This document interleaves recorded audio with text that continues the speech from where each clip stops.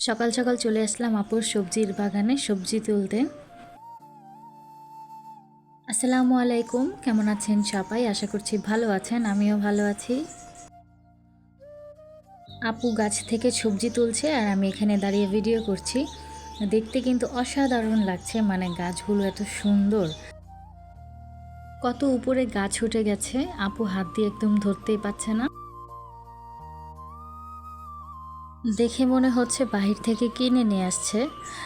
হাতে তৈরি জিনিস যে এত সুন্দর হয় চোখে না দেখলে হয়তো বুঝতেই পারতাম না। মাশাআল্লাহ। সবজির এই গাছটা আপুর এখানে দুই ধরনেরই আছে, বড় আর ছোট। তবে আমি প্রথমে ভেবেছিলাম একটা গাছের মধ্যেই দুইটা হয়, পরে আপু বলল যে না, এটা আলাদা আলাদা গাছে হয়।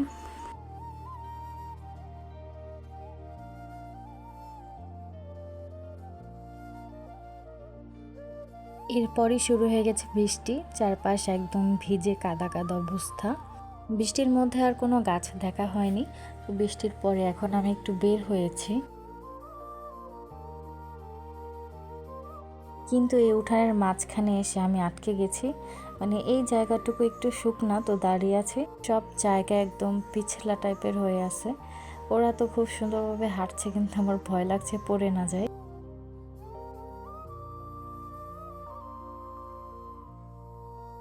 এরপরই দেখি ভাইয়া মাছ নিয়ে আসে। এগুলো কিন্তু নদীর ফ্রেশ একদম টাটকা মাছ। আর আমি মাছগুলো দেখার সাথে সাথে কাটতে বসি, কারণ আমার মাছ কাটতে অনেক বেশি ভালো লাগে।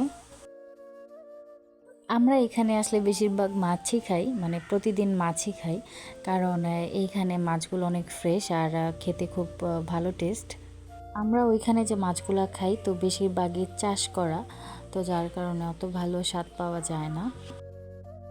আমি মাছ কাটছি আর ভাইয়া পাশ থেকে দাঁড়িয়ে আম খাচ্ছে আর বলছে, শহরের মেয়ে কি আর মাছ কাটতে জানে? এরা তো সবসময় মরা মাছ কেটে নিয়ে আসে বাজার থেকে।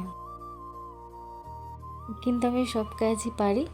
তবে এখন ইদানিং ছোট বাবুর কারণে দেখা যায় বেশিরভাগ মাছই আমার বাহির থেকে কেটে নিয়ে আসতে হয়, তো যার কারণে ওইভাবে আর মাছ কাটা হয় না।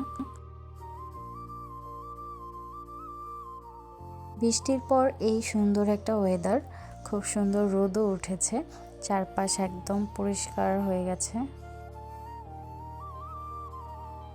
এরপর দুপুরের খাওয়া দাওয়া শেষ করে একটু রেস্ট নিয়ে এখন আমরা যাচ্ছি আপুর ননসের বাড়িতে। সকালে বৃষ্টি হয়েছে, যার কারণে আশেপাশে একদম পানি দিয়ে থই থই অবস্থা।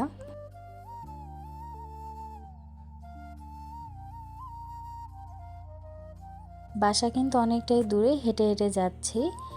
আর আমাদের ওইখানে 5 মিনিটের রাস্তার মধ্যেই তো দেখা যায় রিক্সা করে যাই। তো গ্রামের রাস্তার মধ্যে হাঁটতে কিন্তু খুব ভালোই লাগে। এই যে এখন যে ক্যামেরাম্যান, এটা কিন্তু আমি না, এটা আমার ভাগ্নি। মানে আমার রাস্তার মধ্যে ভিডিও করতে একটু মানে আনইজি ফিল লাগে, এই জন্য আমার ভাগ্নি বলছিল যে দাও আমাকে, আমি ভিডিও করে দেই, আর ওই এখন ভিডিওগুলো করে দিচ্ছে।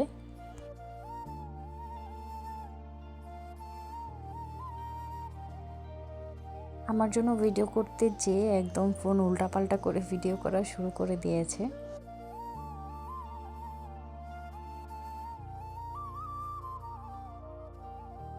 সবাই হাঁটতে হাঁটতে আগে চলে গেছে, আমি পিছনে পড়ে আছি। মানে আমার পুরো পা ব্যথা হয়ে গেছে, আসলে হাঁটার অভ্যাস নাই হয়তো এই জন্য।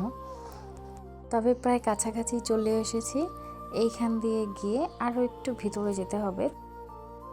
আর এখানে বড় দুলাভাই বলতেছিল যে এখান দিয়ে নামার সময় একটু আস্তে নামো, কারণ বৃষ্টির জন্য মাটিগুলো একদম কাদা কাদা।